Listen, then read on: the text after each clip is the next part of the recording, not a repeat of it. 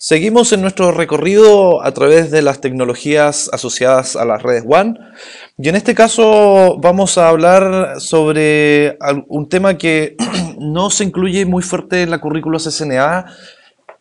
Más bien este es el único capítulo en el cual se profundiza en el tema y me refiero a la seguridad de la red. Existe un curso después de CCNA que se llama CCNA Security, donde se toman los conceptos vistos en este capítulo y se amplían y se detallan a mayor profundidad. La idea de hablar de seguridad en CCNA 4, bueno, son dos. Por una parte, es conocer cómo la seguridad afecta a la red y cuáles son las medidas que hay que tomar para evitar cualquier tipo de problemas, ya que en los próximos capítulos vienen listas de acceso que está asociado directamente a este tema. Y el otro motivo de este capítulo es también por si a alguien le interesa la seguridad informática, la seguridad de redes, es que pueda especializarse luego de obtener su certificación CCNA en el mundo CCNA Security y CCNP Security posteriores. Objetivo de este capítulo, vamos a hablar respecto a las amenazas de seguridad en las redes corporativas, también hablar cómo se configura la seguridad básica en un router, algunos aspectos importantes a tener en cuenta, cómo se deshabilitan los servicios que no son necesarios en un router Cisco y las interfaces también, cómo utilizar una herramienta que se llama Cisco Security Device Manager o SDM y administrar algunos dispositivos Cisco también. Seguridad. La seguridad se ha convertido en un asunto ya no tan extraño, sino más bien que inherente a todo tipo de red. Hasta hace algún tiempo no era extraño escuchar personas decir que la seguridad no era un tema importante para las operaciones de cualquier compañía, pero eso ha ido cambiando drásticamente a través del tiempo, porque los atacantes han ido desarrollando técnicas cada vez más elaboradas para poder acceder a datos que son confidenciales y las empresas han tenido que implementar nuevas medidas de seguridad, nuevas tecnologías para poder mitigar estos tipos de ataques. ¿Sí? Tenemos un caso de las redes cerradas respecto a las redes abiertas. Y esto es lo primero que vamos a hablar respecto a seguridad. Existen tres formas de asegurar los dispositivos y la red en general. Lo primero es sin seguridad. No security, que naturalmente no es recomendado, pero pueden haber redes que no tengan ningún tipo de política, ningún tipo de administración, ni nada por el estilo. Luego vienen las redes con seguridad, lo que se denomina abierta, o open security, y seguridad cerrada, closed security. ¿Cuál es la diferencia? Es muy simple. Cuando tenemos un dispositivo, por ejemplo un router con varias interfaces, una de ellas con internet, como quieran. El administrador tiene que tomar la decisión de cómo se va a administrar la seguridad en este router y en la red y en el tráfico que por él atraviesa. Si se toma el perfil de la seguridad abierta, lo que se hace es permitir todo el tráfico de manera predeterminada, todo lo que vaya de un lado a otro, no hay problema. Se va a permitir y se van a ir bloqueando solamente ciertos protocolos específicos, por ejemplo HTTP de un lado a otro, no permitido, un ping de un lado a otro, bien, no permitido, pero cualquier otro tipo de tráfico que no esté explícitamente denegado va a ser permitido en la red. Eso se conoce como seguridad abierta, ¿ya? Existe también la seguridad cerrada, que es exactamente lo contrario. En la seguridad cerrada todo está bloqueado, deny. Todo el tráfico está bloqueado y solamente se van permitiendo algunos tipos de tráfico acordes con las políticas corporativas. Por ejemplo, acceder a una página web corporativa, a un banco, etc. De hecho, en los bancos es muy probable que la seguridad sea de tipo cerrada, que sin duda que permite mayor seguridad, pero mucho más restrictiva porque los usuarios no tienen acceso, por ejemplo, a Facebook, a Google, a YouTube, a Twitter, etcétera, pero sí tienen acceso única y exclusivamente a las páginas que interesan para el trabajo en el banco. En cambio, en un colegio podría ser el perfil totalmente opuesto. Se permite ingresar a todos los sitios web, pero hay ciertos tipos de tráfico que deberían ser bloqueados. Por ejemplo, descargas de música, acceso a sitios web pornográficos, etc. ¿Ya? Esa es la diferencia entre los dos perfiles. Las amenazas a la red vienen de distintas partes. Es muy común pensar que nuestra red interna es muy segura y tenemos que comprar muchos firewalls para protegernos del exterior, porque la mayoría de los hackers residen afuera en Internet. Ese es un approach bastante errado respecto a seguridad informática, porque se ha estudiado a lo largo del tiempo que la mayoría de los ataques proceden de la red interna, de la misma LAN. Los dispositivos comprometidos han sido en mayor cantidad de veces vulnerados por los mismos usuarios que tienen acceso a esos recursos. No así tanto por los externos. Entonces, una forma errada de dar seguridad a la red es simplemente preocuparse del acceso externo con firewalls, con dispositivos como IDS, IPS, etcétera, que vamos a detallar luego, y olvidar lo que ocurre dentro. También es necesario protegernos desde los ataques internos. Y la razón de por qué ocurren con mayor frecuencia los ataques internos que los externos es bastante obvia, y es que los usuarios de la red interna tienen mayor nivel de privilegio que un usuario que esté en la red externa. Entonces va a ser mucho más fácil acceder a algún recurso, por ejemplo, una base de datos, contraseñas, correos electrónicos de algunos colegas, etcétera, si es que se está en la red interna. Entonces, es por eso que es necesario tener en consideración también la red en la cual se trabaja a nivel LAN. ¿Cómo se ataca mayormente una red? Existen distintos tipos de ataques, distintos pasos.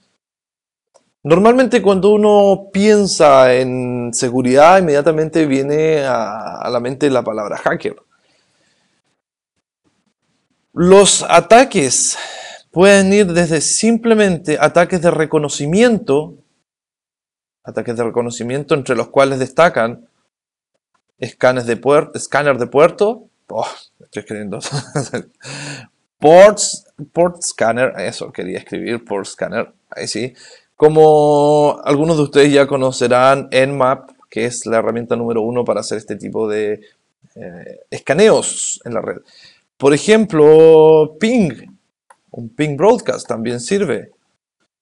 Y otro tipo de herramientas como pueden ser Acunetics para aplicaciones web, etcétera, etcétera. Ataques de reconocimiento. ¿Qué es lo que hacen estos? Este tipo de ataque en realidad no vulnera directamente los servicios, sino que da cuenta de un informe o un resultado con lo que existe en una máquina interesante para un atacante. Por ejemplo, un servidor corporativo, qué es lo que hay, cuáles son los servicios que corre, las versiones, el sistema operativo, las direcciones IP, etc.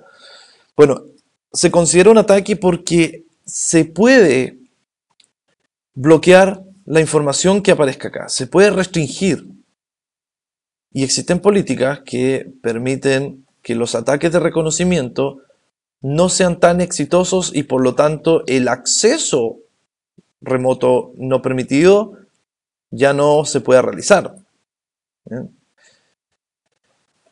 Existen otros tipos de ataques, por ejemplo, la denegación de servicio, denial of service, y una variante que se conoce como distributed denial of service o denegación de servicio distribuido.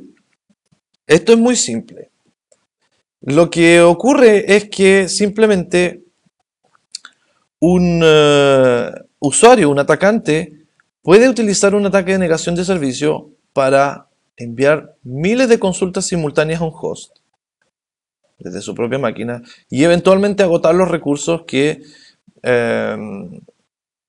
tiene ese dispositivo, por ejemplo, memoria RAM, ancho de banda, etcétera.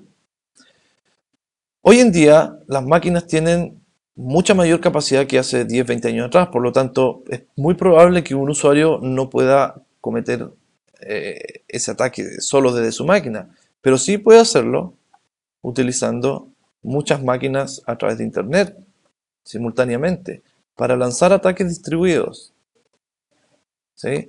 Y eso se conoce como DDoS. Y estos usuarios, por lo general, son parte de una red llamada botnet, que sin saberlo han sido infectados con algún malware que permite atacar estas redes. Los ataques de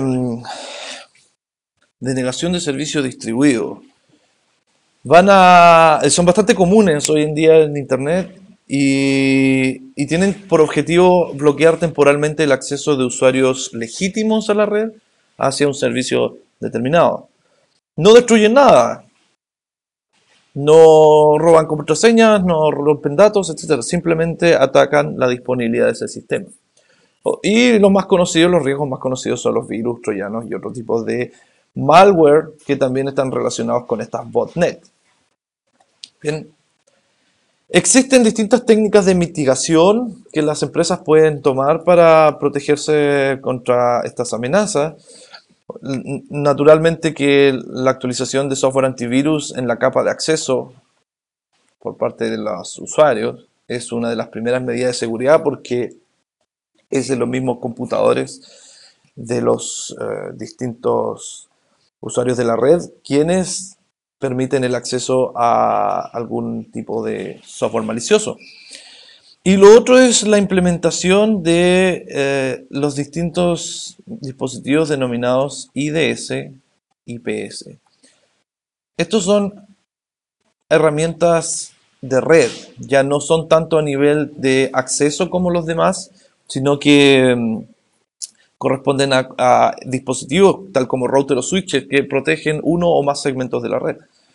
¿En qué consisten los IDS o Intrusion Detection System? Sistema de detección de intrusos. Es exactamente lo mismo que un IPS o sistema de prevención de intrusos, con una leve diferencia.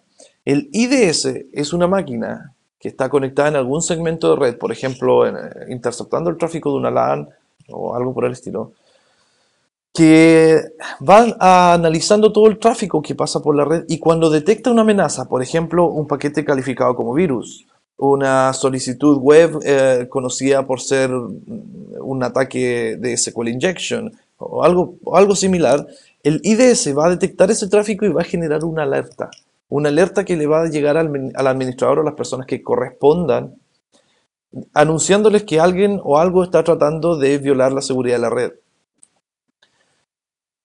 El IPS es un dispositivo que hace exactamente lo mismo que el otro, con la diferencia que además de detectar el riesgo, lo bloquea, lo previene.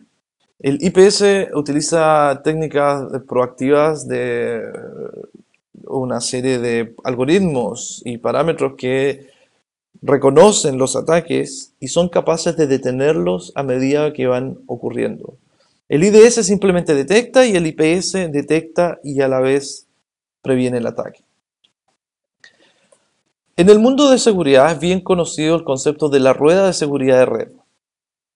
Es un proceso constante, es un ciclo que se tiene que ir haciendo regularmente a través de las políticas de seguridad de la compañía. Lo primero que se hace es asegurar los dispositivos, asegurar la red mediante, ya lo decía, políticas, por ejemplo, restringir el acceso a ciertos puertos o prevenir que ciertas aplicaciones se ejecuten, etc. Y una vez que esas políticas de seguridad están aplicadas, el siguiente paso es monitorear. Y aquí en el monitoreo aparece el IDS, IPS, lo que acabamos de hablar.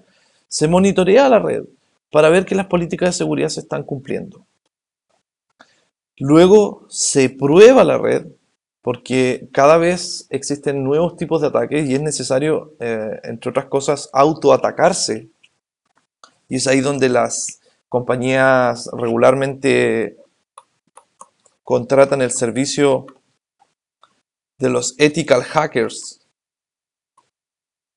o hackers éticos, en realidad un nombre un poco extraño, pero existe, que son atacantes que realizan pruebas de penetración de red o de infiltración en búsqueda de vulnerabilidades que le permitan a la compañía determinar que en realidad la política de seguridad sí es segura, si es fuerte y resistente ante ataques. Y si se encuentra algún problema, lo que se hace es mejorar esa seguridad y volver nuevamente a aplicar una política nueva, a ser monitoreada, probada, mejorada, y etc. Este es el ciclo de la seguridad en red. Por eso se denomina la rueda. La política de seguridad es un aspecto importante en toda compañía porque es un documento formal, es una regla que existe dentro de las corporaciones que prohíbe o permite acceder a ciertos recursos. Por ejemplo, es muy común que en los bancos un usuario no tenga acceso a Internet, sino que solamente tenga acceso a la red LAN, mientras que otro usuario sí puede tener acceso a Internet a ciertos recursos. Bueno, todo eso está puesto en la política de seguridad. Y también en la política de seguridad se define las consecuencias de las violaciones de seguridad. Por ejemplo, digamos que el usuario X no tiene permitido ir a un sitio web Facebook, por decir algo. Esa es la política. El usuario no se le permite hacer. Ahora, ¿qué pasa si el usuario a pesar de eso va? Bueno, ahí vienen las consecuencias. Y las consecuencias no siempre se refieren a actos contra el usuario, sino más bien cómo la red reacciona ante esa violación de seguridad. Y lo más probable es que hay un cortafuegos o un proxy o algún dispositivo que mande un mensaje de acceso denegado. ¿Sí? Y eso está escrito en las políticas corporativas. Un punto neurálgico de la seguridad de red son los routers, por una razón muy sencilla, porque los routers son los directores de tránsito de las grandes redes, y es a través de ellos que fluye el tráfico desde distintos orígenes hacia distintas fuentes, hacia distintos destinos. Entonces, son un punto de interconexión de tráfico, por lo tanto, asegurar la red en un router va a permitir muchas veces que los ataques que se realicen a la red no pasen más allá, suponiendo que aquí tenemos una red de servidores. Por ejemplo, y un usuario remoto que quiere entrar a esa red, este sería el punto donde esos ataques se van a bloquear. Nosotros en CCNA 4 vamos a ver el concepto de Access Control List o listas de control de acceso que son justamente para evitar este tipo de cosas. Lo vamos a ver en los capítulos que vienen y es uno de los tópicos muy importantes de toda la currícula CCNA. Sin embargo, los routers Cisco traen algunas características de seguridad que permiten, a partir de una configuración por defecto, eliminar algunas cosas que no son necesarias. Ya lo vamos a ver, por ejemplo, con AutoSecure. Pero también se pueden tomar medidas simples, como habilitar el servicio de cifrado de contraseñas, ya sea el comando Service Password Encryption. Aquí está, del modo de configuración global. Este comando lo que hace es tomar todas las contraseñas de un router y cifrarlas. ¿Sí? Así que es prácticamente obligatorio ejecutar siempre Service Password Encryption, aunque desde CCNA 1 se viene haciendo. Es una de las medidas de seguridad. Otra medida de seguridad que puede ser bastante interesante revisar es ir desactivando algunos servicios que por defecto vienen activados en estos routers. Por ejemplo, el protocolo CDP de Cisco Discovery Protocol, que todos sabemos que es un protocolo propietario de capa 2, Cisco, que permite ver los dispositivos directamente conectados en un enlace, ver algunas características, por ejemplo la versión, el tipo de router, las direcciones IP y alguna otra información que puede ser ocupada por un hacker para vulnerar la red. Como este servicio prácticamente nunca se ocupa, lo mejor es deshabilitarlo, ¿cierto? Ya saben, no CDP run en el modo de configuración global y con eso queda deshabilitado. También vienen algunos servidores TCP y UDP de pequeño tamaño, como son Echo, Charging, Daylight, etc. Hay algunos que no se ocupan y vienen por defecto habilitados, bueno, en las versiones menores al iOS 11.2. Entonces es necesario deshabilitarlo si es que así fuese. El servicio Finger, que ya nadie tampoco lo ocupa, permite ver algunos servicios que se ejecutan en algún servidor. Viene habilitado por defecto y la idea es deshabilitarlo. Se puede configurar los routers y switches a través de una interfaz web, al igual que los dispositivos domésticos. Sin embargo, la forma preferida de configurar estos dispositivos es a través de una línea de comando. No se recomienda tener HTTP server habilitado si es que no es estrictamente necesario. Lo mismo que un boot server, que es similar a DHCP. También debería ser necesario deshabilitarlo ya que viene por defecto habilitado. La autoconfiguración a través de TFTP, ¿cierto? No se ocupa mucho, pero también es necesario. Enrutamiento a través de la dirección de origen, proxy ARP, broadcast dirigidos, por ejemplo, IP Helper, enrutamiento classless, etcétera, etcétera. Una serie de cosas que es necesario tener en cuenta para la seguridad, que necesitan ser deshabilitadas. Asimismo, protocolos como SNMP, NTP y DNS proveen algunas vulnerabilidades si es que no se toman las medidas necesarias. Por ejemplo, SNMP en las versiones 1 y 2 se envía la conexión de red, las configuraciones y los passwords se envían en texto claro. La solución a eso es utilizar siempre SNMP versión 3. NTP, que abre el puerto 123 UDP, que es el protocolo de configuración de tiempo para sincronizar los hosts en la red a que usen el mismo reloj. También puede abrir puertos que son eventualmente vulnerables. Y el servicio DNS, si no se configura correctamente, también puede llevar algún tipo de fuga de información. Bueno, para prevenir todas esas cosas que hemos ido hablando, los routers Cisco traen un comando, traen una aplicación que se llama AutoSecure. Y AutoSecure es un asistente de seguridad para los routers si es que necesitan ser configurados con la seguridad que hemos ido hablando. Por ejemplo, vamos a levantar un router aquí. Vamos a esperar que cargue. Y todos sabemos que al momento de iniciar un router, ya viene con una configuración predeterminada. De hecho, pregunta aquí, ¿cierto? Si pasamos al modo global de seguridad y ejecutamos el comando AutoSecure, se inicia el asistente de configuración de seguridad automática del router Cisco. Dice, esta propiedad AutoSecure mejora la seguridad del router, pero no lo hará 100% absolutamente resistente a todos los ataques de seguridad, pero sí va a mejorar la seguridad bastante. Se va a modificar la configuración del dispositivo y eso que vamos a hacer va a hacer ciertas preguntas. Por ejemplo, si este router está conectado a internet. Bueno, vamos a decir que no. Entonces, bueno, podemos, fíjense en todas las pruebas que hizo. Cuando le dije que no, deshabilitó Finger, deshabilitó los servicios UDP y TCP pequeños que había mencionado, habilitó Password Encryption, habilitó los Keep Alive TCP de entrada y salida, deshabilitó CDP, deshabilitó VTP, HTTP y Source Routing, ARP Proxy, etc. Lo que habíamos mencionado en el slide anterior.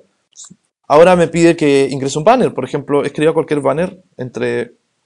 Voy a escribir A para iniciar el banner. Acceso restringido. Y cierro con A. Bien. Vamos a habilitar Enable Secret en vez de Enable Password. La contraseña Enable del router, bueno, 1, 2, 3. Tampoco es una contraseña muy segura, pero solamente para el asistente. La nueva contraseña de Enable, bueno, 1, 2, 3, 4. 1, 2, 3, 4. Ok, va a quedar como 1, 2, 3, 4.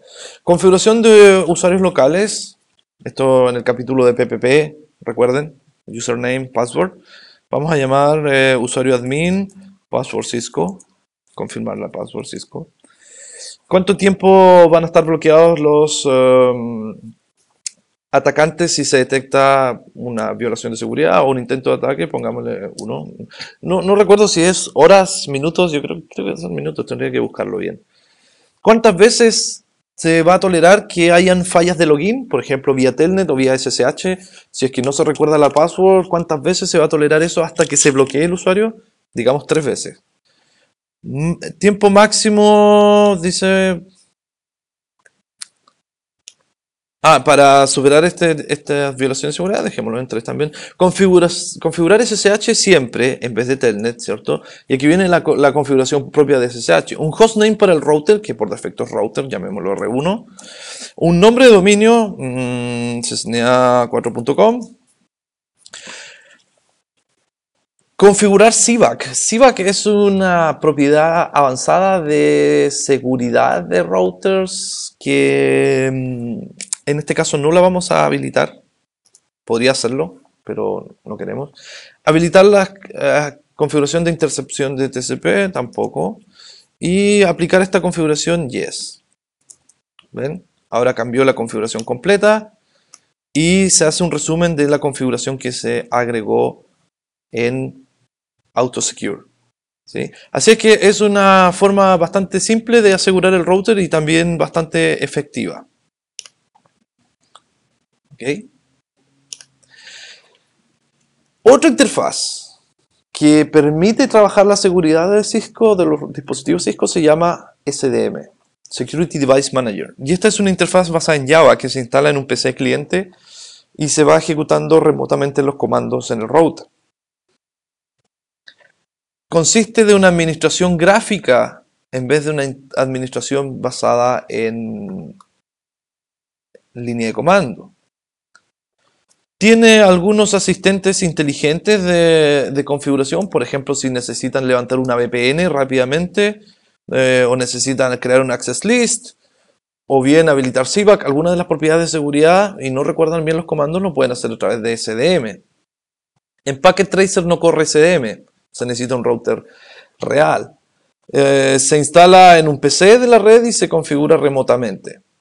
Esto es simplemente una pantalla informativa de cómo funciona SDM en los PC. Ven que tienen distintos administradores, por ejemplo, si quieren levantar NAT, si quieren configurar, aquí no se alcanza a ver muy bien, pero podrían configurar una access list, una VPN, etc. ¿Ya? Y también las configuraciones de seguridad avanzada de los routers, de la misma manera que lo hicimos con AutoSecure. También es una opción.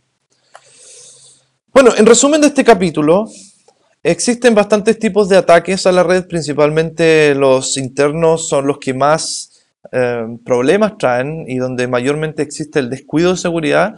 Es un aspecto importante a considerar en el diseño de seguridad de la red. Los métodos para mitigar ataques de red consiste en el hardening de dispositivos o hacerlos más robustos, quitándole servicios vulnerables, como lo que acabamos de hacer con AutoSecure, por ejemplo, usar software antivirus, los firewalls corporativos y las actualizaciones de seguridad. La configuración de seguridad básica de un router incluye seguridad física también, no lo mencionamos, pero también se necesita un lugar donde el router no pueda ser accedido físicamente por cualquier persona, ya que alguien con un puerto de consola podría eventualmente entrar al router y bien, aunque el puerto de consola esté con su clave correspondiente, existe un procedimiento para recuperarla y así entrar a la configuración completa. Entonces, físicamente se debe tener la precaución de instalar este dispositivo en algún lugar seguro. Actualizar regularmente el sistema operativo y respaldarlo también, al igual que los archivos de configuración, la contraseña, y hacer un registro de la actividad del router, monitorearlo. Deshabilitar interfaces y servicios que no estén en uso para minimizar el riesgo de vulneración por parte de los intrusos. Y si es que así lo requiere, puede utilizar Cisco SDM para configurar los routers. Si bien es cierto, este capítulo no es tan relevante a la hora de acceder a la certificación CCNA, sí deja al usuario o al estudiante, al instructor, con los conceptos necesarios para poder tomar el curso CCNA Security, como decía en un principio. Así es que si alguien está interesado en eso, puede profundizar perfectamente una vez luego de haber obtenido su certificación CCNA. Eso ha sido todo por esta sesión y nos vemos en la próxima.